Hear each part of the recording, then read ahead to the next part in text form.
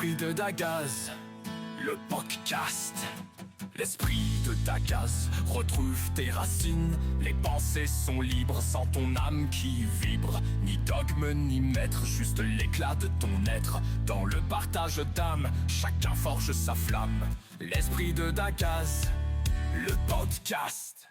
Salut à toi, cher auditeur, chère auditrice.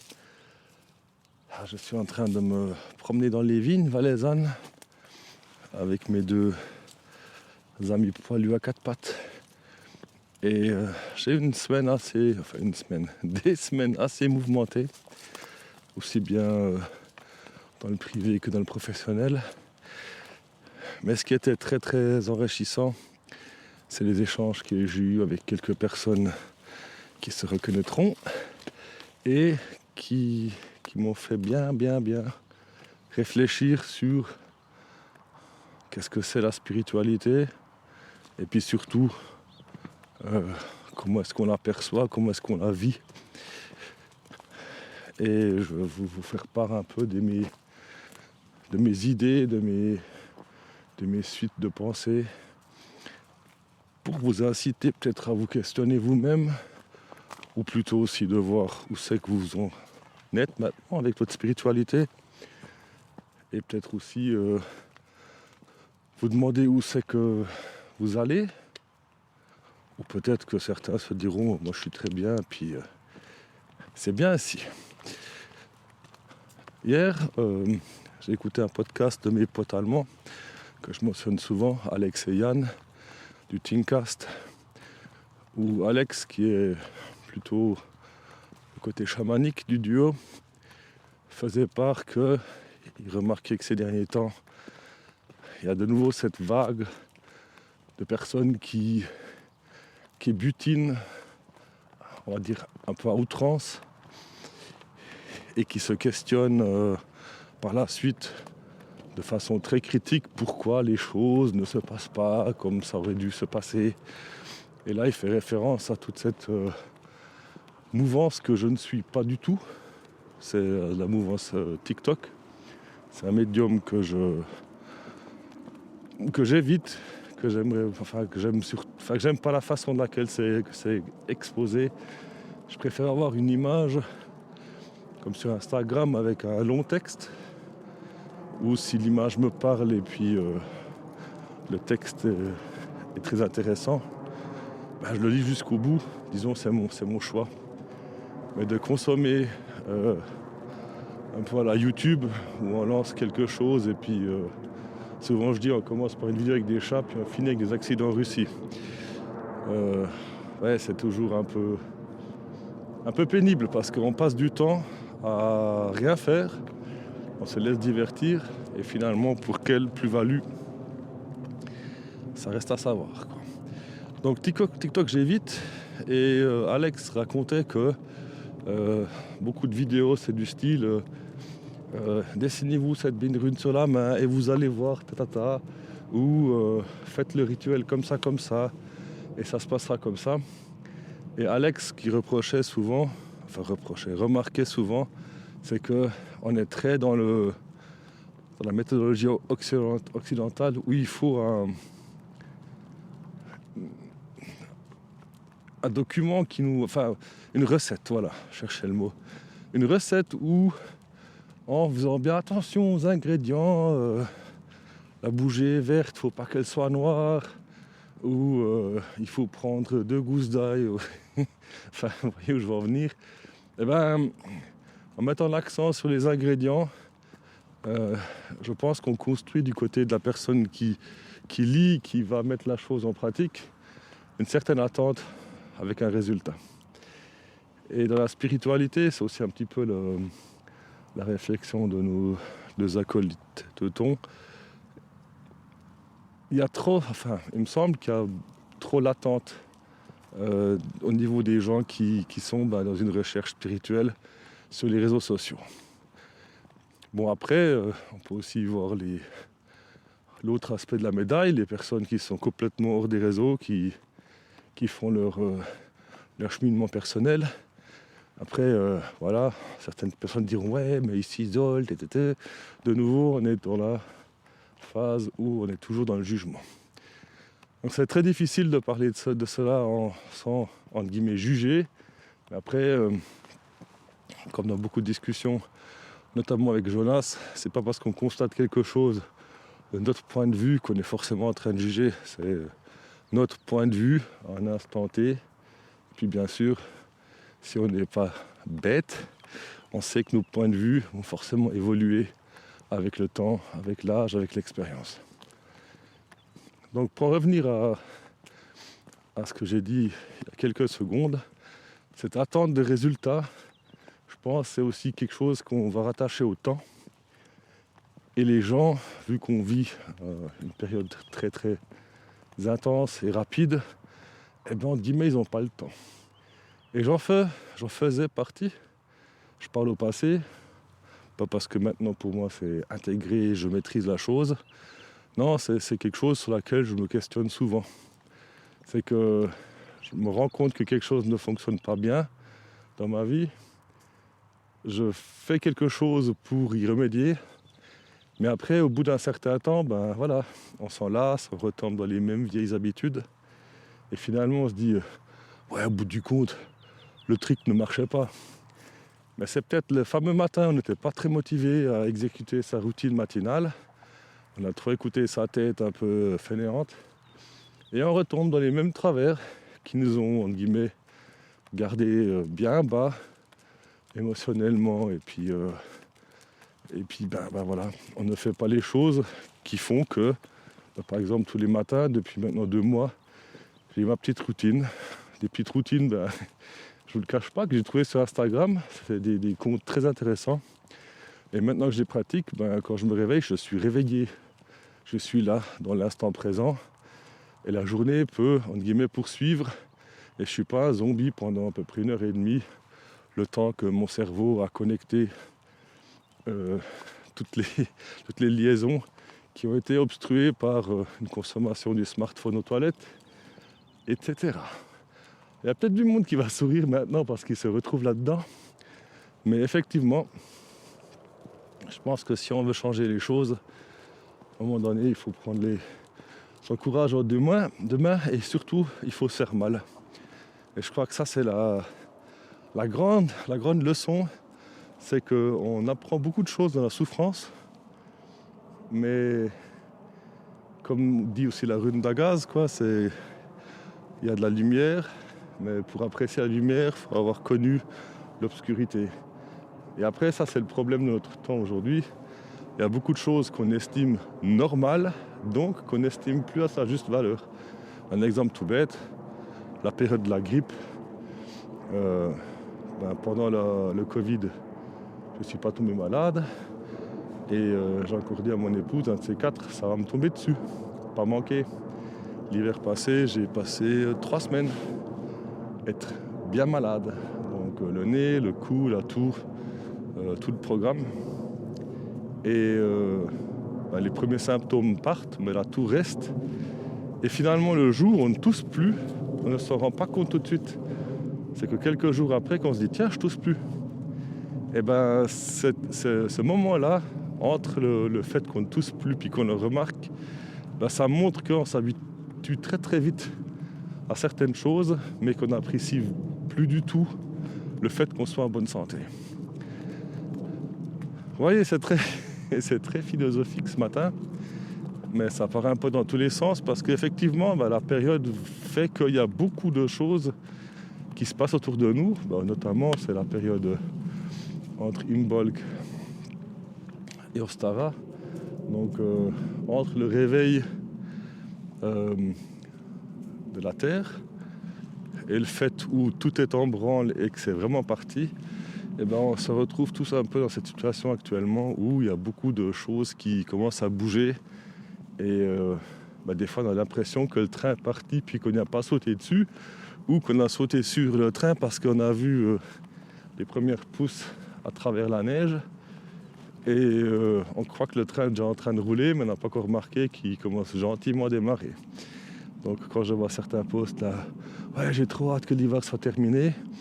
Et 2 posts plus tard, je lis bienvenue à Midwinter.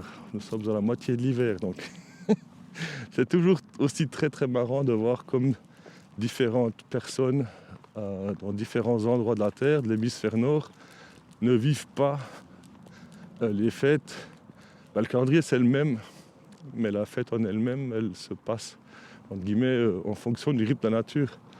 Donc soit on le fait avec le calendrier, soit on se met moins la pression, et puis c'est quand on voit vraiment que les choses sont en train de changer, on est dans l'ambiance et on fête la chose. Et maintenant on va arriver à la question principale que je me suis posée ce matin, c'est entre notre vie de tous les jours, la spiritualité, à quel moment on intègre dans la vie de tous les jours notre spiritualité. Il y a peut-être beaucoup de monde qui écouteront le podcast qui se diront moi c'est bon, moi j'ai mes routines, j'ai mes rituels, etc. Mais il y a beaucoup de personnes, notamment pas comme moi, ça fait maintenant 5 ans que je me retrouve sur ce chemin, et on prend beaucoup de rituels qu'on nous balance devant les yeux, de nouveaux réseaux sociaux, et puis on essaie de regarder de quelle manière on les intègre au quotidien. Alors après, il y a la surcharge, on essaie de faire trop, et dans ce faire trop, on se met la pression, puis on se dit merde, j'ai pas réussi à faire la fête, aïe aïe aïe, ça va pas. Et puis de nouveau, on se met une pression, donc une énergie négative, parce qu'on n'a pas réussi à faire le truc. Et finalement, la spiritualité qui est plutôt censée être là pour nous accompagner à vivre ce qu'on vit ici, dans le ici et maintenant, elle nous met encore une pression supplémentaire, en plus du travail, en plus des enfants, en plus du loyer à payer, en plus du patron qu'on a sur le dos, etc. etc. Donc là aussi, c'est pas parce qu'on a découvert quelque chose qu'on appelle la spiritualité que forcément il faut que ça démarre au quart de tour et puis il faut que tout aille du premier coup, etc. Je remarque qu'on est tous en train de chercher ce qu'on appelle l'équilibre. Et c'est là que Jonas, quand il sera devant le micro, va intervenir en disant que l'équilibre n'existe pas. Et après, je lui dis si elle existe, parce que quand on marche, on a la jambe gauche, la jambe droite, elles ont un certain rythme, on a un balancier, et à un infime moment, on est en équilibre. Mais aussitôt qu'on l'a remarqué, aussitôt que c'est parti, parce qu'on est de nouveau dans un déséquilibre qu'on va compenser par le mouvement. Et je pense que la vie, c'est la même chose. La vie, que ce soit spirituelle ou tous les jours, on est constamment en train d'ajuster. Et je pense que quand on aura compris que cette recherche d'ajustement, enfin d'équilibre par ajustement, c'est là que se trouve toute l'essence. Alors, la question que je vous pose, que vous pourriez vous débattre dans votre tête aussi, c'est où vous situez-vous dans cette recherche de l'équilibre. Est-ce que vous avez trouvé vos petits outils ou vos pratiques? Et puis est-ce que vous vous sentez bien? Ou est-ce que justement vous êtes dans la phase de beaucoup de personnes qui sont nouveaux sur le chemin, qui sont encore en phase de se chercher et puis qui se mettent trop la pression? Maintenant je partirai sur un autre chemin un peu plus personnel. J'ai fait connaissance ces dernières semaines virtuellement d'une personne qui va participer au podcast et qui m'a permis de répondre un peu, plutôt pas répondre, m'a confirmé ce que j'étais en train de penser et plutôt de me réconforter. Mais on entrera dans le détail là, le jour où elle sera devant le micro, ça sera plus facile de parler avec elle de ça. Où je veux en venir avec ce questionnement, c'est que moi-même je me disais, voilà, ça fait 5 ans maintenant que je suis en train de rechercher des choses, que ce soit des informations au niveau des dieux, des informations sur les runes. Qu'est-ce qu'il y avait encore? J'ai travaillé pas mal avec les pierres, commencé aussi à apprendre un peu des outils qu'on apprend dans le coaching, que ce soit le néagramme, etc. Puis finalement, je me suis dit, fin d'année passée, waouh, t'as tellement de savoir, t'as tellement acheté de livres, t'achètes toujours des livres, que je ne lis pas toujours tous, Certains, je les commence, je les finis pas. D'autres, je me dis, je les sortirai un autre jour. D'autres que je dévore l'espace de 2-3 jours. Mais pour finir, amasser des connaissances, du savoir, c'est bien. Mais pour en faire quoi au bout du compte? Alors après, c'est drôle, hein, quand je discute avec mes parents, des fois, ma mère posait une question. Je lui dis voilà un peu tout ce que je sais sur le thème. Elle me regarde et fait mais comment tu fais pour savoir tout ça? T'as encore de la place pour autre chose? Bon ben voilà, moi j'ai bientôt 50 ans. Ma mère elle a 70 passée. Je peux comprendre qu'à un certain âge, on n'a peut-être plus envie ou bien plus la capacité de chercher et puis d'amasser un peu de la connaissance. Mais d'un autre côté, je me dis que les personnes qui vivent 2025, eh ben, on a quand même tout sous la main. Peu importe ce qu'on cherche, on va trouver. Bon, après, il y a l'effet Internet. Il y a 10 ans, je vous aurais dit, ben voilà, vous avez Wikipédia, vous pouvez trouver vite un écrivain, etc. Maintenant, en 2025, il y a tellement d'informations, je pense plutôt qu'il faut faire un tri aux gens pour qu'ils arrivent à trier un peu l'information, parce qu'il y a beaucoup de conneries. Il y a notamment une maison d'édition en France laquelle on va parler tôt ou tard, où je me dis, ben voilà, on peut éditer un livre sur Amazon, on va payer quelques influenceurs pour qu'ils mettent des bonnes notes pour qu'ils soient en haut, et finalement on va vendre de la connerie. Donc je me trouvais moi face à une situation où je me dis maintenant qu'est-ce que je fais? Est-ce que je poursuis mes recherches avec le même rythme un peu effréné, où je me dis au bout du compte je sais un 20% sur tout? Ou est-ce que je me dis maintenant, je me pose, puis j'essaie de trouver vraiment les choses qui m'aident, qui me font avancer, et j'approfondis. La réponse que j'ai eue de la part de la personne qui va participer tantôt au podcast, c'est l'équilibre. On y est toujours de nouveau à ce fameux équilibre. C'est que en moi j'ai cette pulsion qui veut savoir, qui veut peut-être découvrir, qui veut voir de nouvelles choses. Et en même temps, il y a le côté qui aimerait bien se poser avec peut-être des routines pour pouvoir profiter du bienfait de ce que j'ai acquis comme connaissance.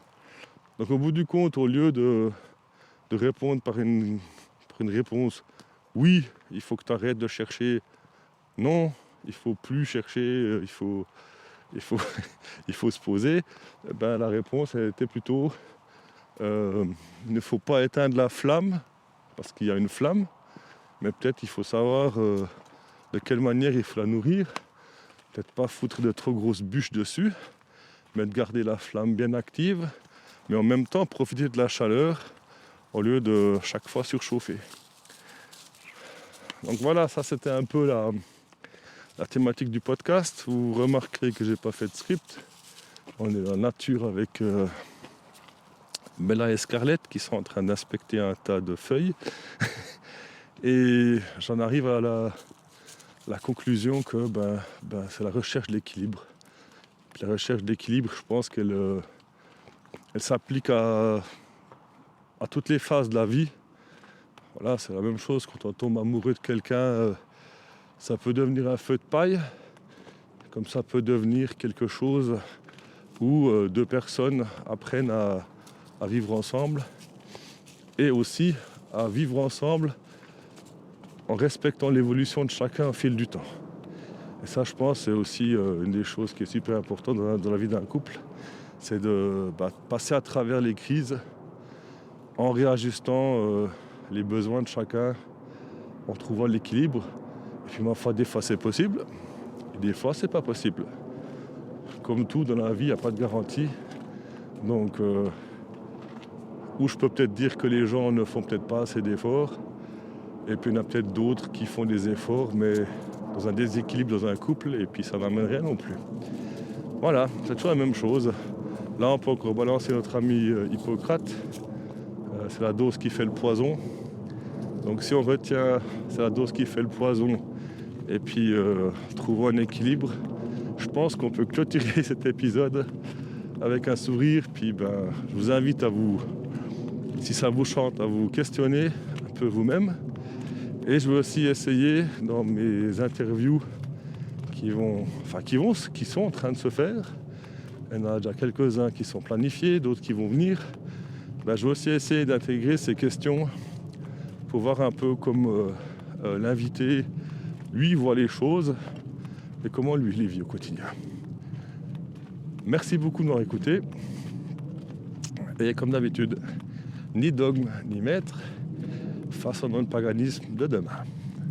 Bye bye. L'esprit de Dagas, le podcast.